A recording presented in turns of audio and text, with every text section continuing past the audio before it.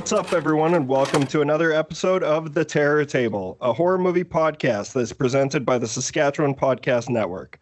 I'm one of your hosts that you hear every single week. My name is Mitch, and I have my buddy, as always. I'm Buzi.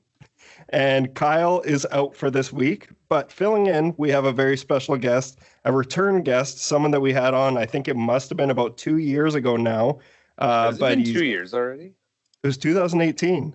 So, yeah, this is long overdue. He's become a very good friend of ours. He's someone that I know Buzi and I both look up to in different ways. Well, pretty much the same way. We both love what he does for a living and what he does behind the camera. And that is Nicholas Humphries. Welcome back to the show, Nick. Hi, thank you. Hi, Teabags. Thanks for having me back. Hell yeah, we needed to, because out of all of, I think we're nearing 200 episodes, and out of all the guests that we've asked about their dick, you had the best answer. So that was when Nick told us that he has a full-on wizard sleeve. So now I feel like you got to know him a little bit better if this is your first time checking in and didn't get to hear that episode that came out a couple of years ago. Any update on that? Like, did you get that fixed or? No. Still rocking that. Okay. I've got a new term that I really like that I want to share with you guys. Let's hear it. Meat beanie. That's a good one. It's meat beanie. And that's another one that I've never heard before. Yeah, it's good, right? Add it to the collection. Yeah, you're a trendsetter, my man. Cool. Well, yeah, we are going to be talking about a film that I sort of recommended we do, because if people can't see this listening, but Nick has a poster of demons in his room that he's recording in right now. And so we're going to talk about that in the main feature. But before that, we're going to catch up with Nick and talk about what we've been seeing, what we've been doing, and then we'll get on with the show. But I guess with all that out of the way, let's just get right into it. So I want to catch up a little bit, Nick, for the people who may have missed that episode that you were on before. Can you give us a quick catch up on what your experience with horror is, and what about horror makes it like the genre that you are most interested in playing around in? Yeah. So I'm a director, and I've directed a number of independent films, of course, starting with short films and moving on to features. And I think when I was on the first time, I had just finished Project ITHICA in Sudbury. So that was in post when we met. And that one actually was my first film to get a theatrical release. Lionsgate and Saban licensed it for distribution. So I actually got to go to a theater in Los Angeles, and it wasn't even a film festival. Like, I got to buy a ticket, walk in, there was trailers in front of it. They made you buy a ticket for your own movie? Yeah. What was it? It was just at a regular chain, wasn't it? Like Cineplex or something? Yeah, that's so cool. AMC, yeah. AMC. Yeah, so that was pretty dope. But yeah, no, I've always loved horror. It's always been my passion, and I think it was the first thing to kind of, well, I think because I saw a lot of horror movies way too young, right? And Demons was one of them. Nightmare on Elm Street was one of them. And it was always my brother kind of trying to traumatize me and show me these things. And I think a part of me became committed to conquering that fear. So I started to absorb more of it, and then just found that I really loved it because it was the only type of cinema that I could get, I felt a physical reaction in my body to the things that I was seeing on screen, and then I just couldn't get enough. But I never thought I'd be able to make them. You know what I mean? Yeah. It always kind of felt like this is a passion that I have, and I'm a horror fan, but growing up to be a director did not seem like it was something that was available to me, because I grew up in a small town, with a single mom, and we didn't have a lot of money, but. Yeah, just over time, I just couldn't find anything else I wanted to do. And I looked, I went to college, I did all those things and got out of college and just did not find that passion. And someone, put me in a situation where I could direct my first short film. And it was just the first time I felt, that fire. Like you were in the right place.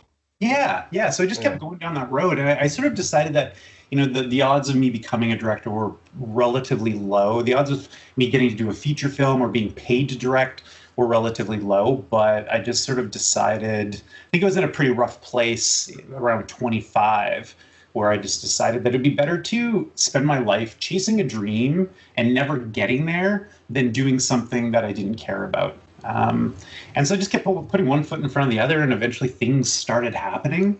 I got to do a slasher movie. I've got to do a horror movie in space. I got to do a dark fantasy set in the Dust Bowl. I did kind of like a really dark series of episodes for a steampunk web series. I got licensed by the Sci-Fi Channel. So it's just been slowly evolving over time with big gaps in between, right? And that's sort of the scary thing about being a director, is that every time you finish a project, you don't really know where the next one is coming from. And so you have to find methods of kind of weathering that in between until COVID. And then everything kind of changed. Here in Vancouver, we shoot a lot of movies of the week. And it's pretty much the only type of film that hires Canadian directors. There's episodes of television and movies of the week.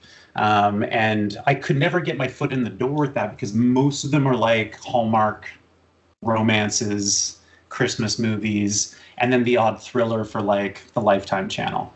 I've been trying to get my foot in the door for a number of years, but then there's nothing on my demo reel that says rom-com. But when COVID happened, everything locked down, and then this queue began of all these productions that still needed to get made. They didn't go away, they just got in line. So when things opened up again and we were able to start making things, somebody came my way and they actually offered me 2 movies at the same time. They said, we have a thriller, but we want you to do this rom-com first. And so I said yes. Shot the rom-com, actually had a really good time making it. I surprised myself with that one. And then even more fun shooting a thriller, which I think is going to be on A&E. So it's just been a wild ride. That's so exciting, man. It's just awesome to see all the hard work pay off, and it's really inspirational for anyone listening. And I know Buzi and I ourselves, like it's so good to hear that things are working out for you and things are falling in place, and hard work and persistence pays off. So that's awesome, man. And yeah, so you've done 2 movies of the week since COVID started. So you did the rom-com. What was it like on your first day having to direct a rom-com for the first time? Because for those who don't know, like Nicholas, you've done is it over 200 short films? I think I've been behind the camera about 200 times. Okay. And all the short films, features, web series, stuff like that. Yeah. And almost all of the ones that I've seen from you are definitely horror centric. And if anything, you dabble into sci-fi. You also dabble in fantasy, which is something that I love about your filmmaking, particularly the Mermaid short film that you made. Just everything about it just felt like someone who was inspired by not just movies, but the sets and the set pieces.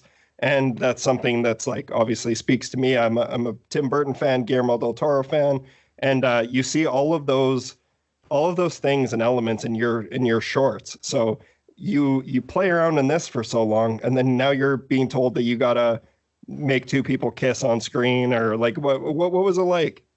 I went into it kind of nervous because I felt like it seems easy, so it probably isn't, right? I'm probably missing something because I've been trying to do I've essentially been trying to be Guillermo del Toro with shoestring budgets, right? And so the challenges of making those things have been an uphill climb.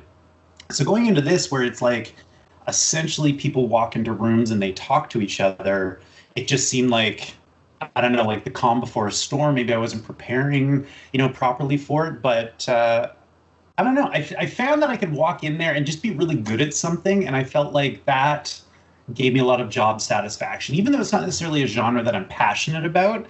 And that said, I did get to bring some of those, designy elements to the table. I really pushed for a certain color palette with my production designer. There was this theme of daffodils in the story, and so we kind of brought that into the set design. So there's these pops of yellow everywhere, and it's in the end, it's a really pretty, sweet little movie. So yeah, like the day one though was like kind of nerve-wracking. But the further I got into it, I just got a lot of really positive feedback from the crew that I was working with, who were all just very impressed with the level of preparation that I had walked in the door with. And, you know, after that little boost to my confidence, I just kind of like got to kind of, you know, take control and make a fun, cute little movie. And the nice thing about these things is that, you know, the ones that I'm doing are these acquisitions. They're a smaller company that makes these movies in advance and then sells them to the Hallmarks and things like that. But the ones that are commissioned to be made in Vancouver are essentially the same thing. It's the same shooting schedule, but like, I don't know, 3 times the budget. So now that I've got one of these suckers under my belt, as soon as it's made and it's out there, my agent can start submitting me for the bigger ones. Like I could do 2 of these a year and then sit on my ass for the remainder of the year and just work on passion projects, which like is never a place that I thought I'd be in, right? It's like, yeah, I can spend 2 weeks of my life shooting a genre that like, you know, maybe isn't my number one, but I'll have fun doing it. And it's a lot better than going to work 9 to 5, Monday to Friday, which is what I've been doing for the last, you know, 20 years of my life. Yeah. Yeah, that's awesome. And then you spoke on that you also did a thriller. So that's something that, you know, plays around in horror a little bit. Sometimes the 2 genres go hand in hand. What was it like though for a change that like the difference in my mind between a thriller and a horror is the pacing.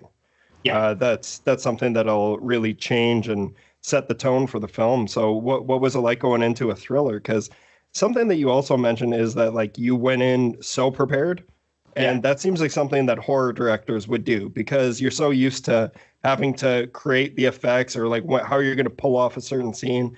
And that just doesn't happen as often in romantic comedies. I could be entirely wrong, but it just seems like it's a little more lax doing those types of things than horror. So it must be nice coming from that horror background and having that preparation. Yeah, no, you're totally right. Like with the rom-com, I still prepared it as if I needed to test everything in advance and just like, you know, visualize everything. And, you know, I built these elaborate lookbooks for every department so they all knew what my vision for the movie was. But there was a lot of me walking onto set and then just changing everything when I got there because the actors wanted to do something different and I wanted to embrace that. And we could do that because what we were doing was relatively simple. So that was cool. But when we got into the thriller, I actually was very lucky. I got teamed up with a really talented camera team that were all like just young and hungry and wanting to play, which was awesome. And we had a couple of sequences where, you know, it did require that kind of horror movie prep. Like there's a scene where a woman gets smoked with a car and we weren't able to do a full-on stunt of it happening. So I needed to shot list the hell out of it and break it down and then send a proposal through to do like a very specific kind of stunt. And then that was turned down because it was too expensive. Then I had to go back to the drawing board and go and do it over again. And I think I had like 5 different ways I was going to shoot this car hit. And in the end, you know, it was a scaled back version, but I thought about it so much that I'm so happy with the finished result. And I don't know, like someone who maybe wasn't that prepared would have to do it off camera, right? Whereas like you see it, or at least you feel like you see it, even though you don't actually see that moment of impact. It's visceral when she gets smoked. So yeah, I don't know. I would do these thrillers like in a heartbeat, even if I was getting paid like a really low amount of money because they are so much fun. And I got to work with a cast member that I had done a series with like a decade ago who, you know, we'd been really good friends for a number of years, kind of lost touch. I got to bring her back on to that show. So it just was like, felt like a family reunion. We were doing stuff that was really dark. And even though it didn't have that horror movie kind of pacing, everything was kind of like, you know, we got to play with you know, mystery and suspense and stuff like that, which has not been something I've gotten to play with yet so much because it's always creatures and things like that, which I love. Right. But it's nice to kind of like, you know, play in that world for a little bit. Did you manage to fit in any homages to anything? Yeah. I mean, I always cram homages into these things. I'm trying to remember, what did I do with this one? A huge inspiration for this one, and I straight up discussed this with my DPs insofar as like, lighting and camera work and stuff like that, was It Follows. We pulled a lot of our, frames from that and said, like, let's create this where it's like single source lighting through windows, because a lot of it took place in the day. And it's like, how do you make daytime creepy? So there was a bit of that. I don't know if I fit any Shining homages into this one. I'm trying to remember. I usually do. There's usually like one visual reference to The Shining in everything that I've done. And if you actually like go back and watch my filmography, you'll see like one visual reference.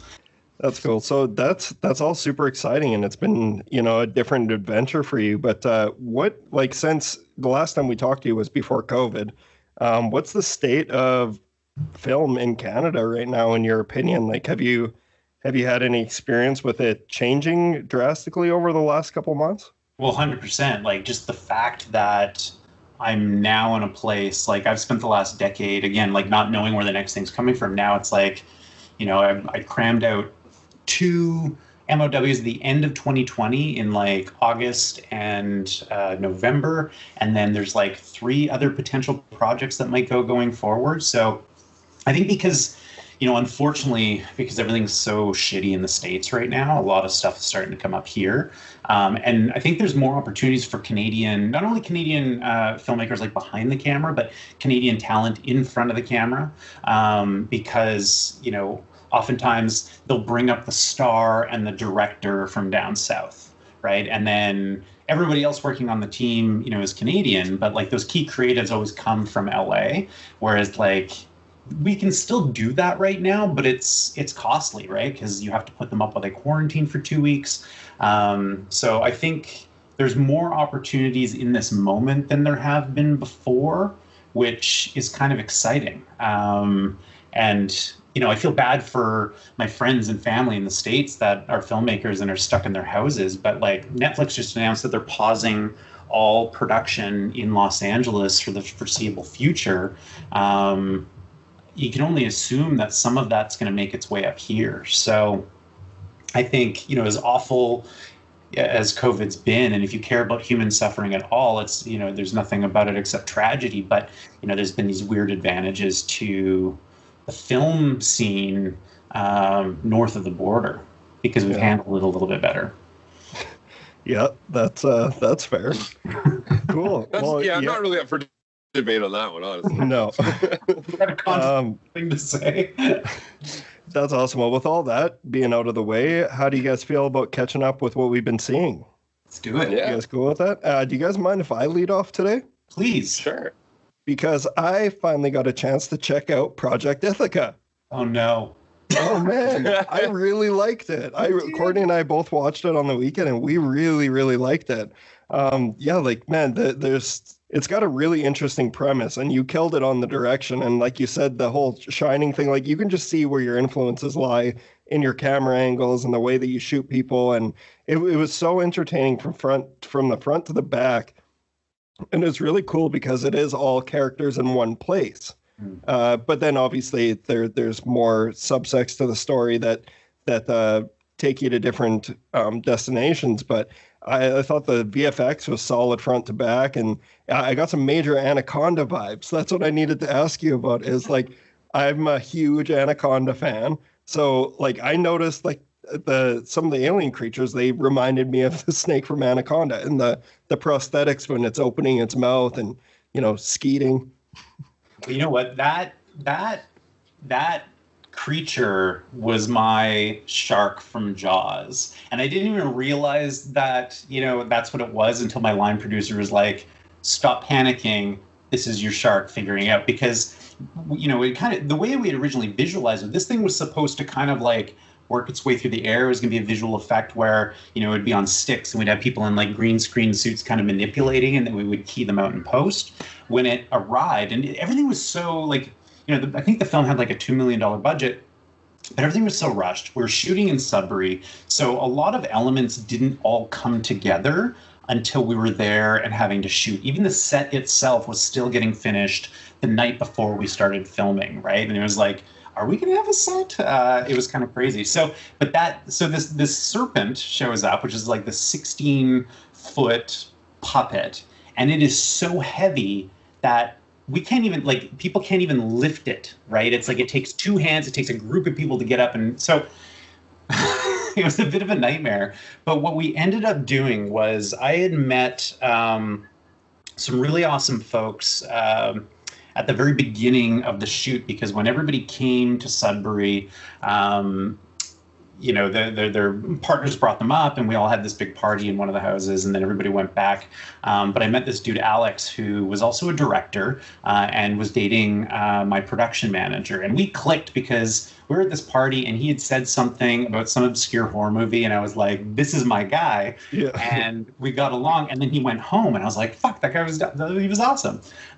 So when it felt like things were going to shit, and I knew I needed to get like tons of extra footage of people just dragging this thing through the space, right? Going in through openings and out and stuff like that. So we had stuff to cut to. I didn't have time to do it because I had to shoot all of the actors in the time that we had. So I got approval to have him come up with his team as a second unit director, and they spent like 2 weeks after we moved out of the spaceship and onto some of the other sets. They came in and just shot like a shitload of stuff of this, not only the you know, serpent creature moving through the space, but also you know, lights kind of shooting up through the LED things that we had built, just to help us kind of stitch it together. And Alex fucking saved that movie for me because he did such a beautiful job covering all that stuff. He gave us stuff to cut with, essentially. But looked really good. Like all of the practicals looked awesome. We had a really great makeup team on that movie, who, you know, not only showed up, but were also showed up with great stuff. But when stuff didn't work, were able to kind of adapt and change things while we were in production, so that we were able to shoot it. Because, you know, it's like you have to shoot these things from a certain way in order for it to look real. And luckily the lighting in that space allowed us to shoot a lot of that stuff and have it kind of, if it was like daylight, none of it would have worked, right? Yeah. But because of the LED lighting that we used, and we only used LED lights on that set to light the whole thing. Yeah, it all kind of worked. Man, I thought it was wicked. And actually, even today, my one of our buddies, Mitch Clark, was messaging me, and he was looking for a new creature feature to watch. And I know he loves sci-fi, and I told him, I was like, man, check out Project Ithica. Like, it was good. I really enjoyed it. And what the hell was I going to say about? Oh yeah, like, are you an Alien fan? I feel like you had to be. Yeah. Okay. So, like, I don't want to give away how the sausage gets made, but there's a lot of, like, I've watched so many Alien making of documentaries. I'm currently reading the book, and I find all the effects so interesting in that movie, like how Ridley Scott would wrap the face hugger around Sigourney Weaver's neck, and then, like, they just play it in reverse, so that it looked like it was attacking her. Is that kind of what you guys did with this? Because, like, it's shooting like bags at people's heads and it's wrapping around people. Is that what you did? 100%. Yeah, no, that's around their head, yank it off, and then reverse it in post. God, it's crazy how it looks so good till this day. Like, he's been doing that since, like, you know, the 70s when Alien came out, and it's still, that trick just works. Yeah. Well, that's awesome, man. Well, we'll get a good Alien sequel one of these days. Yeah. Fingers crossed. Well, yeah, that's Project Ithica, and that's Nicholas's film that I wanted to give a shout out because Courtney and I really liked it. I know you were kind of tempering. I think you're just a modest filmmaker where you're like, you don't want to ever hype something up that you did, or maybe it isn't something that you love. But I can tell you from fresh eyes, it was a lot of fun. Well, you know what my problem is that you know, I realized this after listening to, I think it was Ira Glass on This American Life was talking about this, how as creative people, you know, we come to these art forms because we love it, right? And we know what's good because we absorb the best of it, right? And so we see the things that we love and our budgets, our experience level, like all these things that kind of stop us from making those things that are out of our control. only allow us to make things that we think aren't that good because we're comparing ourselves to the best. And the only way to kind of survive that is to kind of push through the pain of making things that you don't love. And eventually I think you get closer to making the things that you love, but it takes time. It takes producing a high volume of work. And so I'm always really critical of anything that I've made. I can't watch anything I've done after it's done because I'm just like, this does not hit the quality benchmark that I hold for other filmmakers. You know what I mean? Yeah. So it's rough. Also, I read every comment, and I know you're not supposed to do that, but it's like, it's a balance. Like, I think when you're a content creator, no matter what it is, that you're going to find, if you're putting stuff out in the world, you're going to find people that hate your stuff. And you're going to find people that, agree with your insecurities and point them out. Right. And it's hard to shake that because you're just like, it's just this rough balance because you also have to listen to it. Right. You have to observe, be like, you know what? I could have done that better. That's something I'm going to work on the next time. But, it's just having someone kind of get in there and sort of, at the same time, I don't think there's anything anyone can ever say to me that I haven't already said to myself. So that's freeing in a way. Well, that's shitty. You got to be nice to yourself, man. Because I read some of those IMDb reviews. Letterboxd or what? No, I just Google alerts, comments on YouTube, and stuff like that. I mean, I've had for every 100 good comments, you read a bad one, and that's the one you remember. So it's just it's tricky. But I think the trick is just not letting it stop you from pushing forward because everybody starts somewhere. Everyone's made a shitty movie in their career that they don't love. And then eventually you start making things that people love. And, I feel like I'm getting closer to that, especially with this thriller that I just made. Like the director's cut of that movie, I'm like, this is solid. I'm happy with this. Hell yeah, I can't wait to see it. Well, man, Project Ithica is not a bad movie. You should be proud of what you did on that. And it's going to be a cool stepping stone in your career that, that was a big event for you. And honestly, man, it was good. Like, it was good. You should be proud. I appreciate and don't listen to the fucking neckbeards on the internet who are just idiots. And there are just people out there who just want to bitch every day. It's been proven to all of us. So, and movies are such an easy target. Yeah. Because everyone has access to them. So they'll find a way. Like, I can pretty much guarantee that some of the people who wrote bad comments didn't even see the movie. Right. So just, give yourself a break there. But that was Project Ithica. Let's move on. Buzi or Nick, who wants to go next? Nick, tell us all about what you've been seeing. It's been so long. Like, give us some greatest hits here. Well, I gotta say, one of the best things I've seen recently, Buzi, was a recommendation from you, which was The Dark and the Wicked. Oh, okay. I was gonna say, is it Mom? No, I did not see Mom, but you I think you had just seen it. You messaged me on Instagram. You're like, you have to watch this. And I'm a big fan of The Stranger, so I was like, 100%. Let's watch it. And I think it was the first thing in a long time that I'd watched where I didn't pick up my phone halfway in. It just wasn't. Oh, you're in the bad area of town again. Are those Vancouver sirens or Saskatoon sirens? It's not me. Oh no, dude, it's That's a Vancouver siren. I'm in the West End. There's a lot of them lately. Actually, the other night, so there was like a row of emergency vehicles that pulled up outside, and they came to my neighbor's house across the hallway, and like a fucking psychopath, I'd like hung out at my little peeper window thing in there and like watched everything go down. It was, lots of drama. Yeah. Cool. Speaking of drama, Dark and the Wicked. Yeah. So Dark and the Wicked, I think just, I'll say there's a couple of movies that came out this year that hit that thing for me where I was just like, fuck, I love this. I hate it because I wish I made it first. You know what I mean? Like, because it's everything I love in a horror movie. And so, Dark and the Wicked was one of them. The Lodge was the other one. Where just like,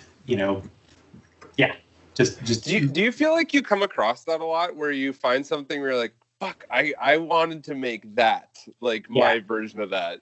Yeah, well, The Lodge specifically because, so when I shot Project Ithica, I got paid, and I had recently paid off my student loan, so I had like a chunk of cash, and I was like, I need to do something smart with this. So I ended up buying a cabin in the woods because real estate in Vancouver is bullshit. Like, I'm never going to own something here, but I wanted to get in that game. And I like that you and doomsday preppers have the same mentality. Well, Nick is a doomsday prepper. It turns out I am, because when COVID happened, I fucking panicked. So, like, when my work shut down, my partner's work shut down, we loaded up. Like, it had the same energy as the opening to the TV miniseries of The Stand, you know, and that guy's like grabbing his wife and he's like, we gotta go. Like, that was us. We were going up to the cabin, and I had been collecting canned goods. I never did the like mass toilet paper shop, but I had collected toilet paper slowly over time because I felt it in the air. Shit was going down. So we brought it. And you wanted to hold it down. Yeah, and then we got to the house, and I realized that, like, subconsciously, I had already prepared for this. There was canned goods, there was toilet paper, there was paper towel. Like, we had everything probably to survive a year already up there. And that was the moment I realized, like, fuck, I'm a doomsday prepper. And I didn't even know it. But yeah, so it's like, ever since I bought this place, and it's very remote, you know, it's like, you know, in the wintertime, it takes 7 hours to get there from Vancouver. And it's in like a little, like, it's by a lake. So there's a summertime community that exists up there, but in the winter it is dead.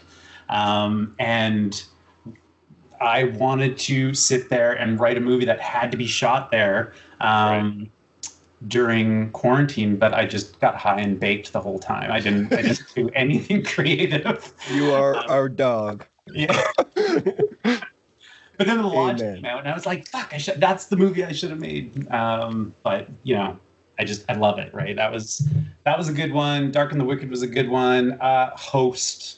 And I love found footage. Like, I'm not one of those guys who's, like, you know, down on found footage. Like, The Blair Witch Project is one of my favorite movies of all time, right? Like, good found footage gets under my skin, and I love it. And I feel like the speed at which they pumped out what I think is a masterpiece with Host, I think is like, that was just really exciting to sit down and watch, because that movie scared the shit out of me, and it takes a lot to scare me at this point. Yeah, not an ounce of fat on that thing. No. It just gets right down to business. I watched it twice the week it came out. It was so good. And to time it out with the length of like a Zoom call. Yeah. You don't have the professional Zoom account, and at times I was at like 45 minutes or whatever that. I had been living that world because I teach for Vancouver Film School, and we were having to do like 45 minutes of a class, take a break, do another 45 minutes of a class, take a break. So it just, like, I don't know, it was something that we were all sharing the entire world was sharing that experience at the same time. So to like come up with that movie when it did was just, I don't know, really great timing. And then I would say, like, the thing that I think, the movie that I think is like the movie of the last year, though, is His House.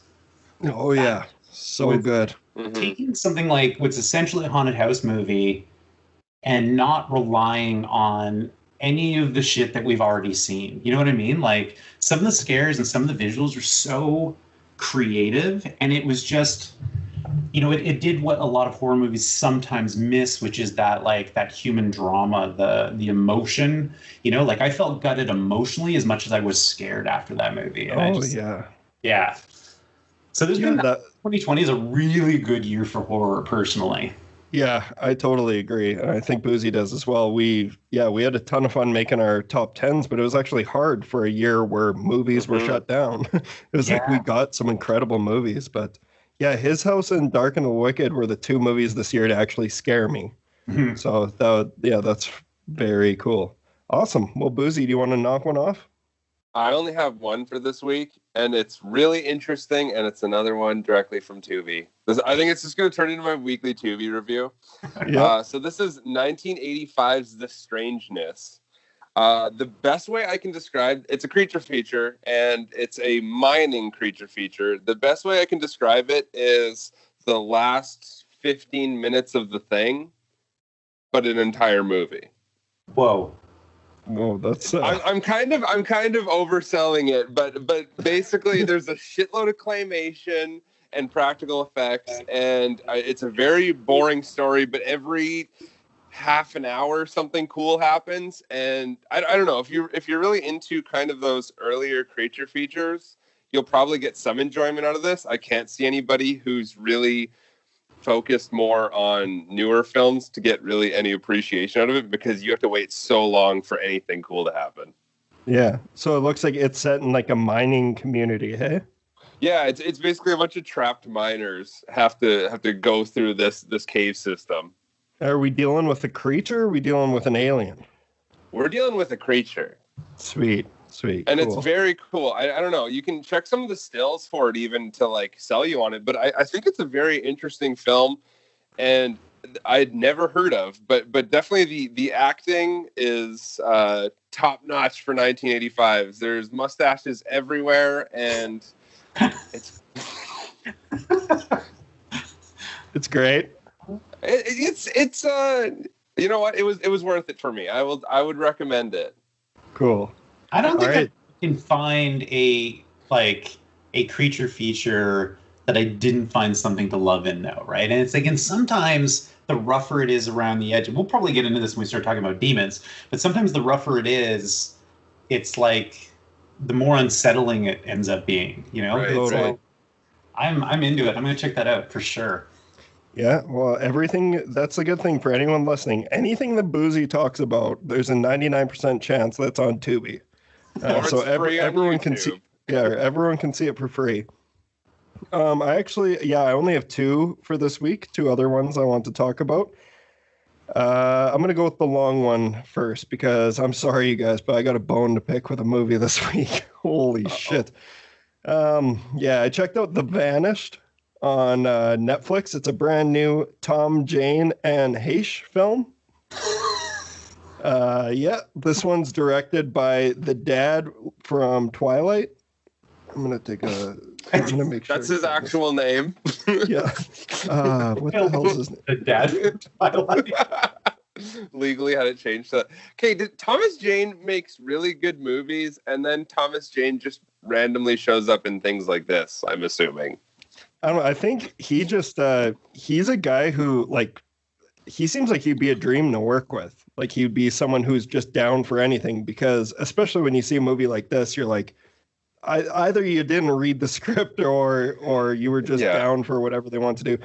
Peter Fasinelli is his name. He plays Dr.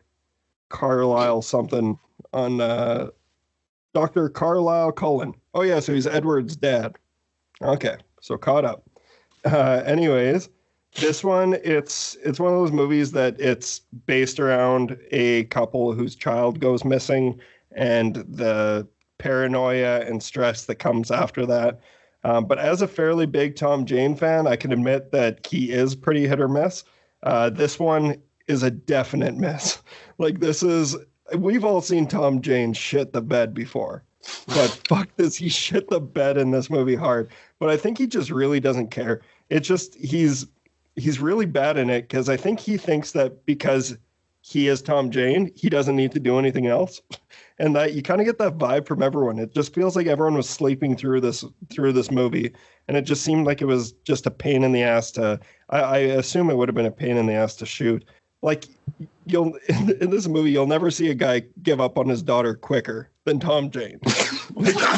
So it's one of those movies. What else is gone? I don't know. We had fun watching it, because I was like, man, these are all just like super amateur mistakes and I know I'm like, as a guy who's never made a movie, I shouldn't be saying this, but like, there's so many things that's just like, you would think this is obvious. Don't do this. Don't, like, for example, I sent you a snap, Buzi, of how Tom Jane looked when he realized his daughter was missing. They put on this really like, what's the word? Like, distracting fisherman's hat, and it has like a bunch of tackle on it, and it's super goofy, and it's like impossible to take him seriously. But the kid's missing, so he's like looking around all solemn, and like is his tackle jingling when he's looking around? Pretty much. Oh. And all I could think about was that hat that Jim Carrey wears in Dumb and Dumber, like that big fucking, like, put that hat on Hugh Jackman in Prisoners, and you got The Vanished. Like this thing, it's definitely like it's trying to be that whole Prisoners horror thriller type vibe to it, but it's just the acting is so bad, and it gets so hard to watch. But I needed to finish it because I wanted to know. I'm like, there's got to be a payoff, and I think I told you, Buzi, they start roping in like little things about things about set design. There's like a copy of Twilight. Oh, I guess it was done by the dad. That makes sense. I didn't put that together. But there's different copies of Twilight in like almost every shot of this movie, like a book. Is that like a love letter to his paycheck? Like, how would you be that involved in a fucking story? No idea. But then on top of that, they have like they go into this room and there's this all these bootleg movies, and there was like a couple copies of Volcano, like from the 90s. So that was in there. And then the one that was most distracting was a World Trade Center DVD that had like a big $1 discount bargain bin sticker on it. I'm like, why does World Trade Center need to be here? That's so distracting. Well, I'm going to spoil it for you guys right now. It's barely a spoiler. If anything, it's going to make you want to watch it more. There is a twist to 9/11 in this movie. Like, that seems like such an like the movie takes place in 2020, but they're like explaining how the daughter went missing because of something that happened in 9/11. And I'm like, it's just bad decision after bad decision. And it was just a train wreck. Apparently Netflix is putting out a movie a week for the next year. And I hope this isn't the quality that they're setting, because this thing was rough. And like Anne Heche isn't good. Like, she kind of sucks. Like, I don't know. Maybe I haven't seen her. I always just think about her in Psycho and this now. But yeah. Surprising that like you would think that a movie directed by an actor, the performances would be the thing that were good. Everything else could fall apart, but at least the performances would be there. Yeah. You're saying they're bad. Yeah. And I think that's the problem though. Is like what I was mentioning, I was talking about this in the group chat with Buzi and Kyle. I was like, it's like they felt that because they're reputable actors, that was enough. Right. And that they could just kind of sleep through the role. Like there was no emotion behind it. There was nothing about it worked, in my opinion. I'm starting to think that like we need Thomas Jane to just like we only deploy him when Stephen King novels need to be adapted. Yeah, he can just be whatever in that. I love him in like pretty much all Stephen King adaptations, including Dreamcatcher. Like I really like Tom Jane. I've always enjoyed Tom Jane. But yeah, I guess the only positive I will say about this movie, and this is very Mitch Oliver of me to know the insider baseball of this, but Tom Jane and Anne Heche began dating after this. That was crazy. Maybe they were so tired from staying up all night courting each other that they didn't feel like acting during the day. Yeah, I just felt that was nice. It's kind of like Ryan Reynolds and Blake Lively in Green Lantern. Like those, they met in a terrible movie. Crazy kids. But yeah, so that was The Vanished on Netflix. Can't recommend it, but it's definitely worth putting on if you want to kind of see what I'm talking about. I don't know. I just thought it was rough. Nicholas, any love stories from Seth that you can tell us about? No, I would say wait, weren't the stars married? Oh yeah. Well, on the rom-com, yeah. So that's something that we're facing these days is because of COVID, and that was actually fucking awesome. Was that we were able to cast a married couple so that they could be within a meter of each other, because every other actor can't, right? Like there are protocols in place, and it's like I feel safer on a film set these days than I do going to the grocery store, because everybody has to check in at the COVID tent, they get their temperature checked, and nobody wants to be shut down, right? So like everybody on a film set is being safe, but you can't have a cast of people all breathing potentially COVID into each other's faces. So we've had to come up with creative ways to block them, to make it seem like they're closer together than they actually are. Walk and talks are becoming a bigger thing where they're not looking at each other, they're just walking and talking. You can also, position them, nobody can see the visual of this, but if you kind of have one person, looking one way and then have the other person looking perpendicular to that person, then at least they're breathing away from each other. But it's tricky, right? It's tricky to do that for 90 minutes of content. So having a couple that is in the same bubble makes things a lot easier. I thought you were asking if I've ever had any romantic situations on set, and I would say my advice to any emerging filmmaker is never date an actor. That'd be number one. It's just don't do it for a number of reasons. But and I love actors, don't get me wrong, but I just think it's a bad idea for a director to date an actor. Yeah, that makes sense. You don't want to be Darren Aronofsky impregnating everyone. Well, then you got to put him in everything, You're not right for it. It's just there's a lot. It's like Rob Zombie dragging around his wife all the time. Well, case in point. Let's. Yeah. Yeah. All right. Well, see, that's something I don't get a lot of pleasure in poo-pooing on movies, so like I don't want to do that. I don't want to do that back to back, but I'm gonna have to. The last one I checked out was the sequel to Train to Busan, Peninsula. Oh, I saw that too. You saw it? We can talk about that. Yeah. What did you think? Well, it lacked. Here's the thing: it lacked everything that made Train to Busan incredible. Yeah, I agree.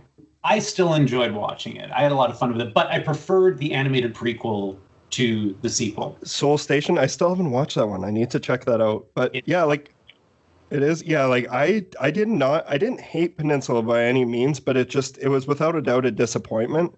But I think I need to watch it again because I was like impossibly stoned when I watched it as well.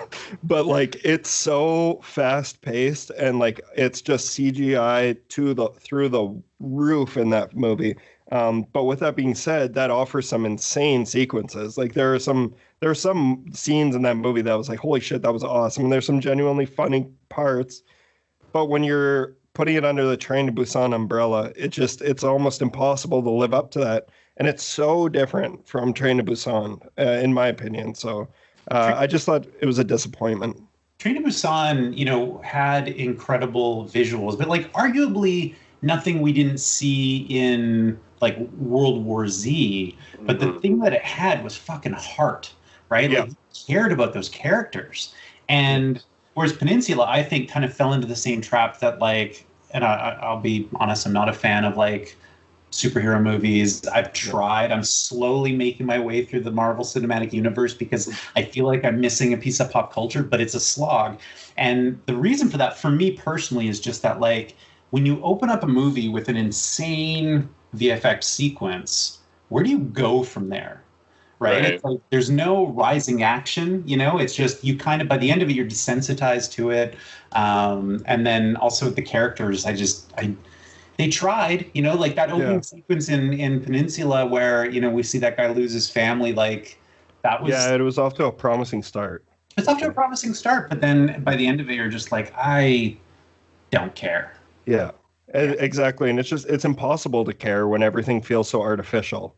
Yeah. And so that's why I would say Peninsula and World War Z are honestly pretty close to the same quality. I actually like World War Z a little. Like I really like that movie actually, but it's bonkers. Like it does look animated, but at least you have Brad Pitt to care about.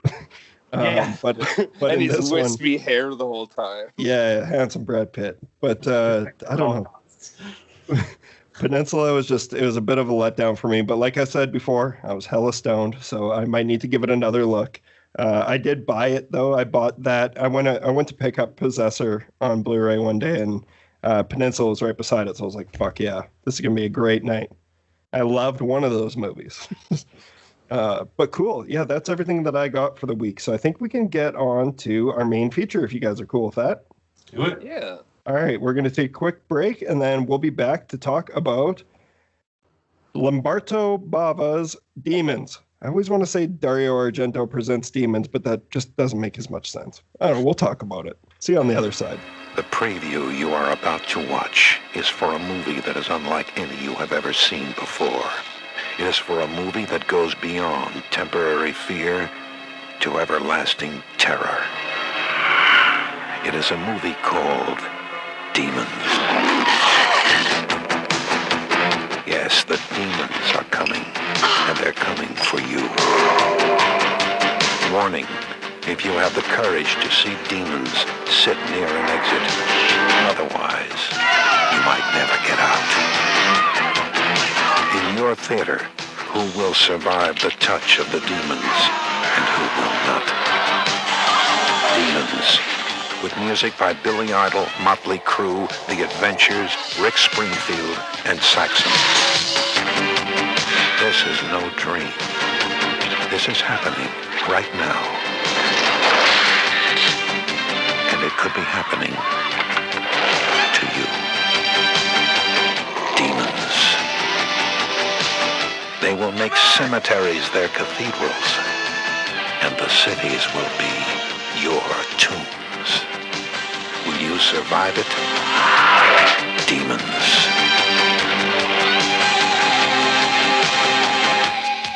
And welcome to our main feature, in which we're going to be discussing Lamberto, I gotta make sure I say that right, Lamberto Bava's Demons, also known as Demoni. I believe I'm saying that right as well. This one was presented by Dario Argento. I believe he was the producer on this one. Yeah.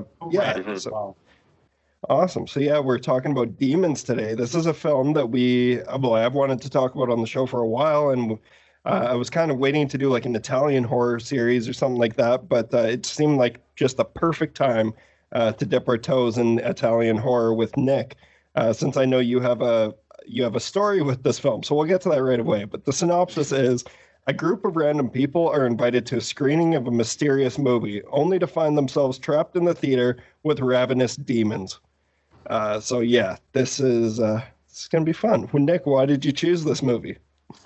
So I have a relationship with this movie. Congratulations. Yeah. How long has it been? No, this movie was introduced. So to this day, I think I have never had a more traumatic experience with a horror movie than I did with Demons, because so I grew up in a small town in BC called Chilliwack, and I was a teenager in the 90s, and there really was nothing to do but like have sex and do drugs. And so I came home one day. I went to a party. A bunch of friends convinced me to drop LSD with them, and then the party, I think, ended. So I just went home. And I can't remember why my parents were out of town, but my brother was there, and I told him, I was like, dude, I'm kind of peaking right now. And he's like, I got the thing. And he put on Demons. So I had never seen this movie before. And it was a lot. It was a lot to deal with, because there's a number of things in this movie. Like it's very gory. The things that trip me out the most, though, there's a number of things in here that are weird, but the thing that I think made me panic the most, there's a scene in this movie where everybody's trying to escape the theater and they can't get out through the doors, and they start ripping the doors down, and on the other side of the door is just a brick wall. And for some reason, that idea, like aside from all the craziness, which I'm sure we're going to get into, that was one of the things that as a 16-year-old who's like kind of claustrophobic and doesn't like crowds of people, it triggered all the bad things in me. But I love this movie. And then years later, I was at Comic-Con in San Diego promoting a web series that I was working on for the Sci-Fi Channel. And there was a booth that was selling vintage movie posters from like that had been in theaters. And they had this Demons poster that had been up in a theater in Paris. So it's like a French poster for an Italian movie shot in Berlin, dubbed in English, I guess. I mean, I think it was in English, but it just, yeah, so that's on my wall. So you can reminisce about the good times. Yeah. While watching this again, I honestly, I can think of very few movies that would be worse than this on acid. It was a bad choice on my brother's part. But, classic Chris, because that was his MO when we were in high school, was to fuck with me as much as possible. So, yeah. So the movie was just absolutely panic and dread inducing for you, I'm assuming, under the influence. Well, it wasn't a good trip. That, like it was a bad place for me to go at 16. Having just been introduced to hallucinogenic drugs. I wouldn't advise it, and nor would I repeat what I did there. Oh, damn. Well, I was going to say next time we're down there and we go to your cabin, we could drop some acid and watch demons. Yeah, how else do you want to celebrate your birthday, honestly? Exactly. I am turning 40 in quarantine. I'll be turning 40 next month, and I will be alone in my apartment. So, I don't know if I want to watch demons. I don't know if I think I'm too old for acid, but there's definitely a makeup party at the cabin in the future. Hell yeah. Yeah. Awesome.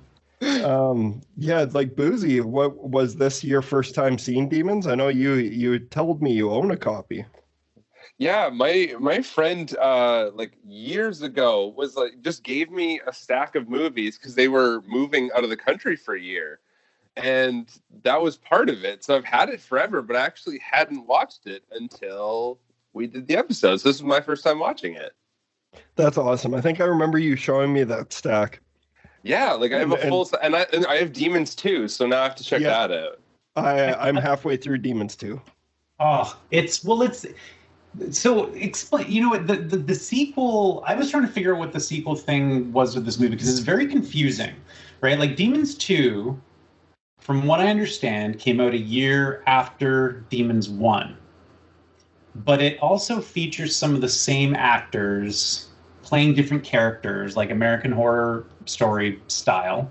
In some countries, this I learned on YouTube last night, in some countries, Demons 1 did not come out, but it was so successful internationally in other countries that Demons 2 did come out in those countries, like Germany, but they released it as just Demons.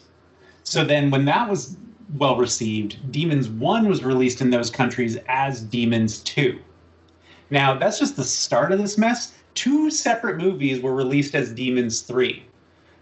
Both were either connected to Bava and Argento, and they both got the Demons 3 label. And then there's Demons 4, 5, 6, 7, and none of those movies have anything to do with the first 2. That's crazy. I honestly had no idea about that. I only knew about Demons 1 and 2. That's crazy. I think there's a Demons 7 out there. So kind of turned into The Howling. It just went insane with sequels. Yeah. Yeah. Well, this one seems like the idea, the concept, even if it is not fully understandable because it's so kooky, it's so weird. I don't fully understand how any of this happens. I was going to ask about that. I didn't fully get it, but am I not supposed to fully get it? It's Italian horror. You're supposed to be confused. Okay, because I had a great time. I was just maybe I missed something. Well, that's the thing is it gets to a point where it's there's a guy driving around on a motorcycle chopping off demon heads and you kind of forgive everything else because that's there, right? And that's so awesome. But there's not the thing that baffled me on a rewatch was that the whole time people are walking around why is this happening? What's causing this? What's going on? It's the movie. It's the scratches. And they're all theorizing about what's happening and we never get the answer. Nope. It never comes. And I'm kind of okay with that in some ways, especially in a kooky movie like this, because it is just, I think at its core, Demons is all about just a visceral, practical effects, heavy driven, gore driven movie that is a ton of fun. I fucking love this movie, and it's been a while since I've seen it, so it's so nice revisiting it, and it made me want to watch Demons 2 right afterwards. But yeah, I guess I didn't even piece that together, how there's so many returning actors. We have, what's his name? The guy who plays Tony in... Him comes back as a personal trainer. Yeah. Him to personal trainer is an amazing glow up.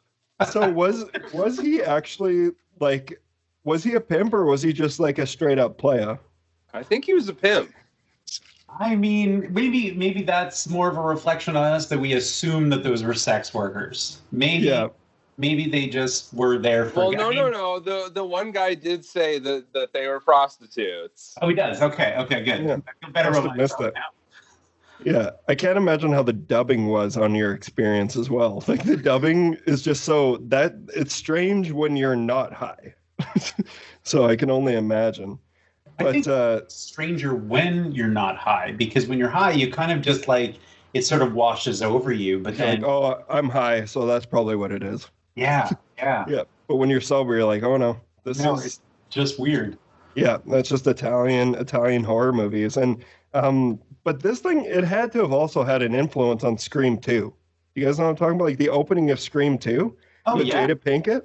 Like I never thought of that, but they're always referencing different horror movies in Scream and everything. So like it would make total sense that they pulled from Demons for that intro, because I can't think of another movie that did this, like where it was set in a movie theater where, you know, at the time at least, where things are crawling out of the screen. And I just think that's really interesting. But yeah, this movie is wild. The guy with the metal face invites you to a movie. What do you do? Like that just such a strange opening, because I think about it, I'm like, you know what? I probably would go to that movie.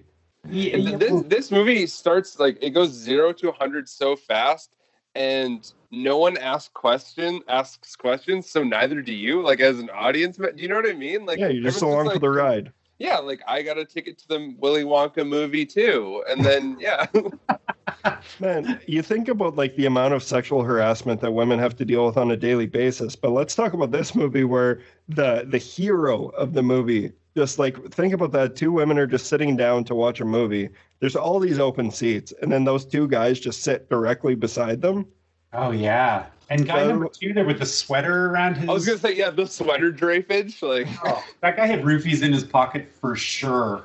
Absolutely, he totally did. And like, I forgive me for butchering all of these names, but Paulo Cozo, who plays, I got to pull up what her character name. She's Kathy, so she's her friend at the movie. Is that not an 80s Megan Fox? She looks just like Megan Fox. Yeah. She's the one who has the nonsensical demon that climbs out of her back. Yes, that's such a great scene. Where nothing in the movie is established that demons climb out of backs, but she's special. But we don't question it because it's so fucking badass, and that effect is amazing. Yeah. Like that, when I was a kid, I remember that movie being on the shelf at video stores when I was a kid, like pre-Blockbuster, because I'm that old. There would be like a horror section would be one shelf of the video store, and like this poster that I have where they're kind of, it's that iconic image of them climbing up the stairs and their eyes are glowing. That's not the one that they released in Canada. It was a VHS tape with just a close-up of the demon that climbs out of her back, and it like messed with me as a kid. It was too much. I need to look this up right now, because that's because I do remember I never saw that poster, like the one that you have, the one that everyone probably knows. That definitely wasn't in any of our video stores. So I gotta look up the Canadian Demons poster. Yeah, I was gonna say I really appreciate like this stylistic POV with the killer holding the knife. That's something I want to see more of again. Do you know what I mean? It was such a classic, and I just like that they had that within the movie, and then you're trying to figure out where it's happening in real time. There's so much weird stuff that goes on with this editing, though. Like, you know that first scene where Rosemary, she's the first sex worker that kind of turns. Let me just say that Rick James. Rick James. Yeah. Yeah, 100% Rick James. Female Rick James. She teleports all over this movie in the editing. And this is what I mean about like where it's like technically it's a flaw, right? That like we don't see her moving from point A to point B. She just kind of teleports there. Edit. But there's something terrifying about how inconsistent it is because you don't know where she's going to pop up. Yeah, so true. That's you notice all those like little flaws in this movie like everywhere, and even I don't know when you get to Demons 2, like it's so weird how the makeup effects drastically dropped in Demons 2. Like they still look fun, but they don't look as good as this. Like I think the makeup effects in this movie look awesome, but they're at the same time they're shoddy. Like it's very punk rock, just such a punk rock movie.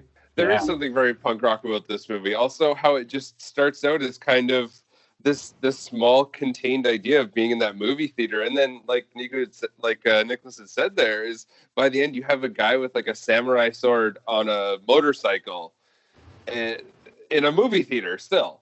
That's the shit I do like. And that's like, there's so many, like, after having Dawn of the Dead, like Romero's original version being semi-recent in my memory, there's so many different comparisons or correlations between Demons and Dawn of the Dead. Like, even one of my favorite things in special effects that Dawn of the Dead did is when the guy's getting his head ripped off and his vocal cords are like straining and they're making like distorted sounds. And that happens in Demons like a couple times.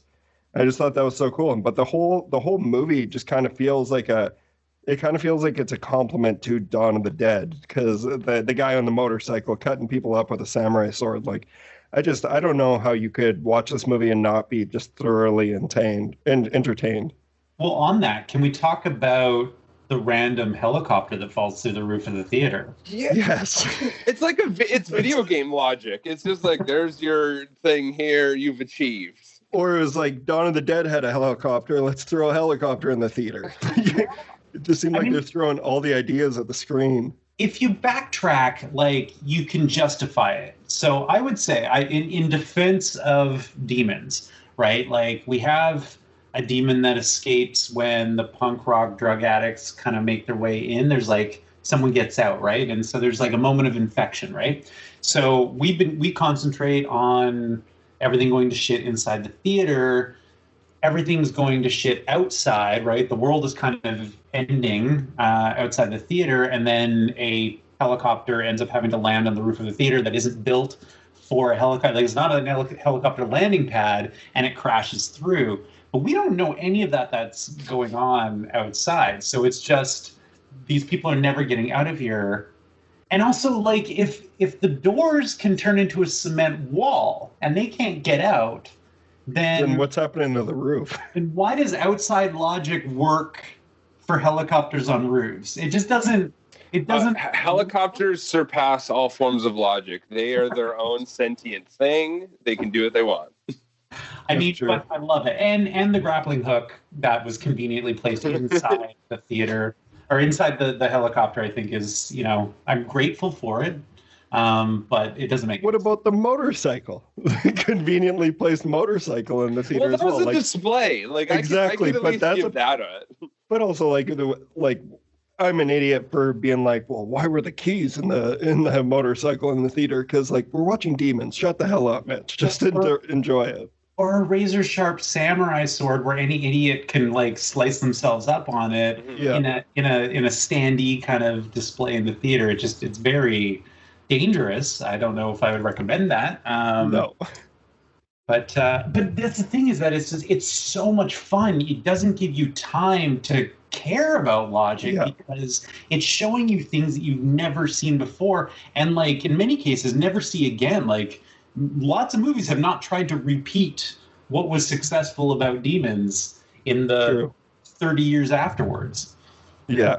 Yeah, like, I love the scene where they're listening to the screaming on the screen. They're all, like, trying to get out the door, and they're hearing all this screaming, and they're like, that's not coming from the movie, that's behind the screen. And then someone bursts through the screen. I'm like, fuck yeah. Like, that, it's ingenious. I think a lot of this, it's kind of crazy that we haven't seen more horror movies set in theaters.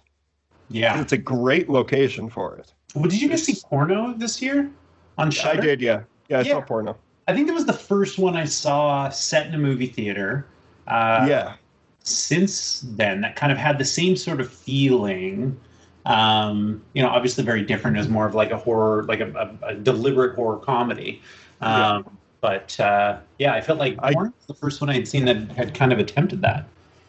Yeah, I guess I didn't put those two and two together because I watched Porno recently, but there's definitely similarities between that. And I guess same with the Final Girls. The Final Girls plays on this a little bit as well. Yeah. Just such a cool idea. But it's also like, it kind of shows you that you don't need to have a fully fleshed out idea to have a crazy fun movie.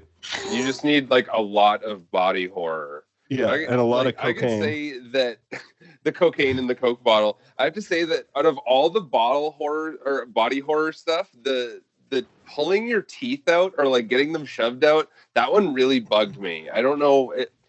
Oh yeah, because they linger on it. Like the camera's just focusing on it. Yeah. Oh god, it's such a gross effect.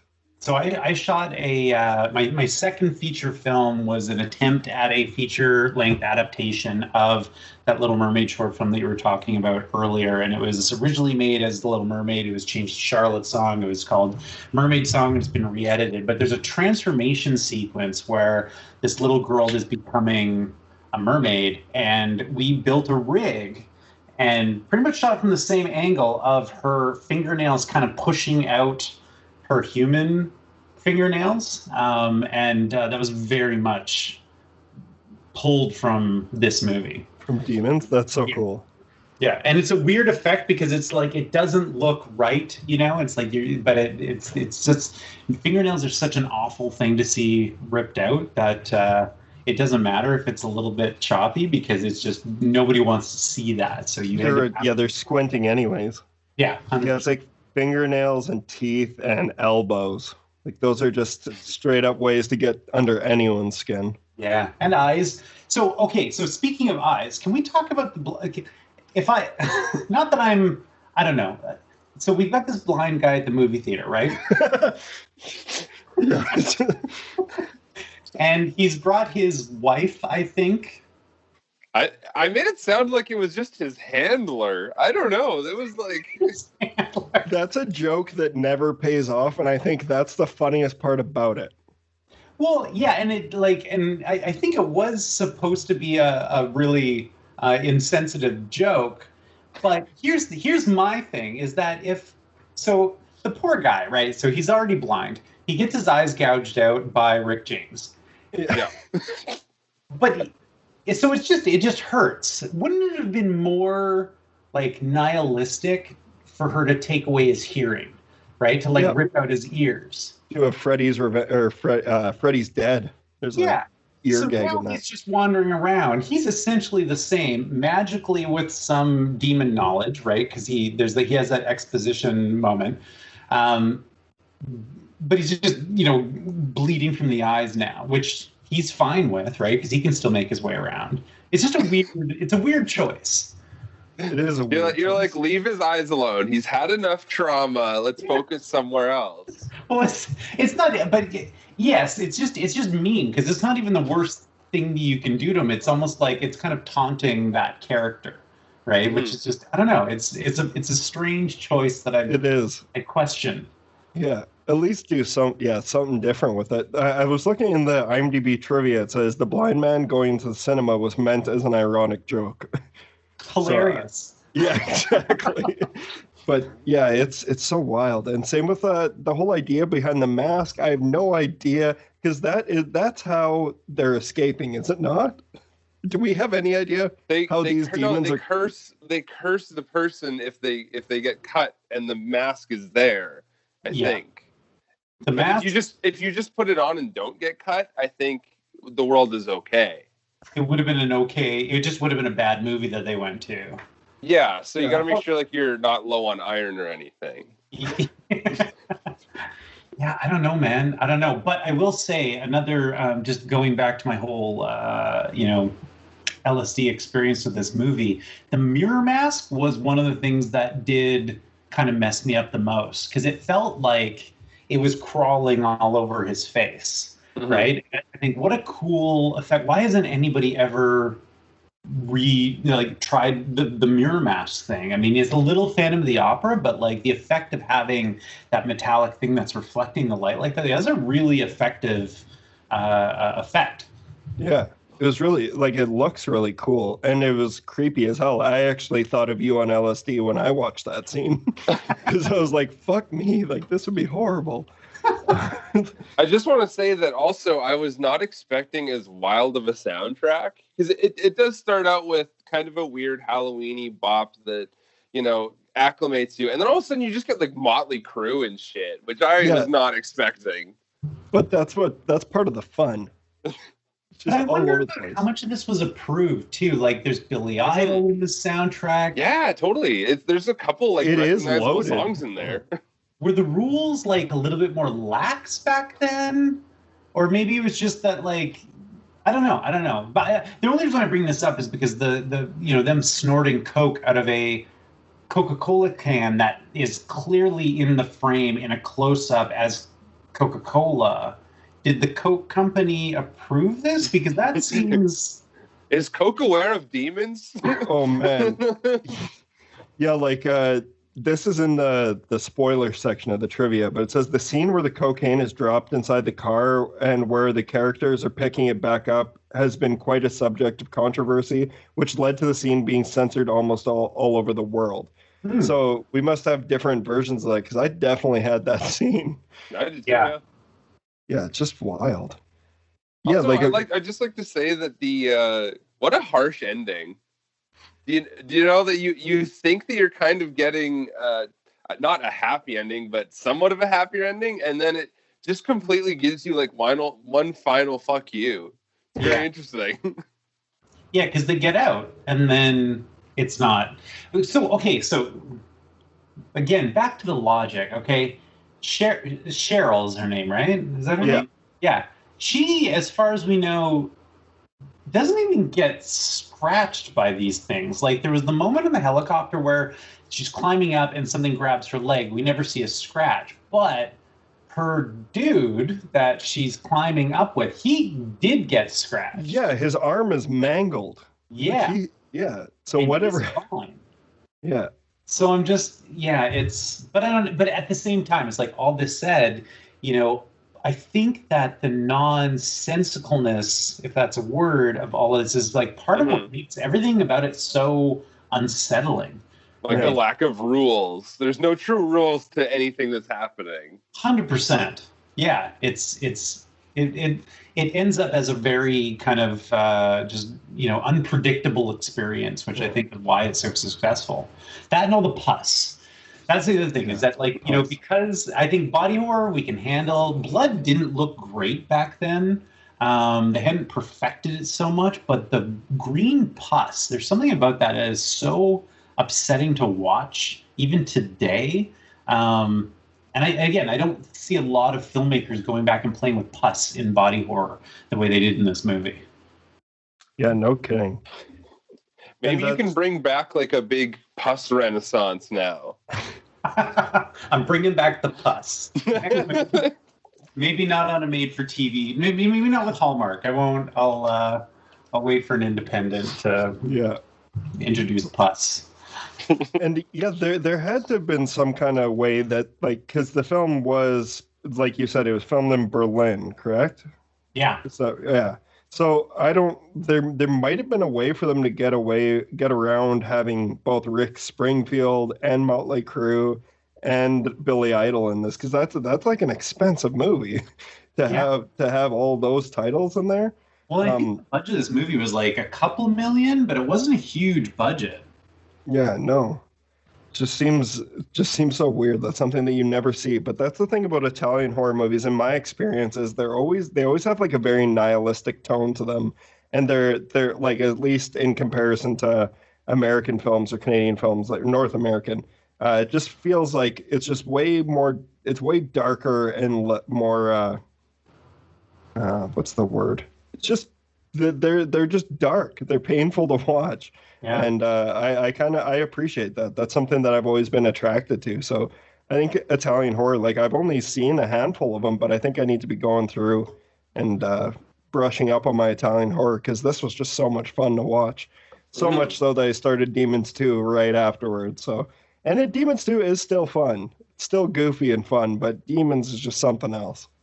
So I love Demons 2 as well. I think we should do another episode on Demons 2 down the road, because there's enough to talk about with that movie, and the choices between episodes. Like, I don't know, it's a crazy but the thing that messes me up is just like, why there's characters that come back in Demons 2 as different characters, like Tony the Disco Pimp, but it's never addressed, and there's only like a couple of them. Like, it's not, and it's like the random punk dude is in it, the guy who's driving the car with the weird nose, like, he comes back.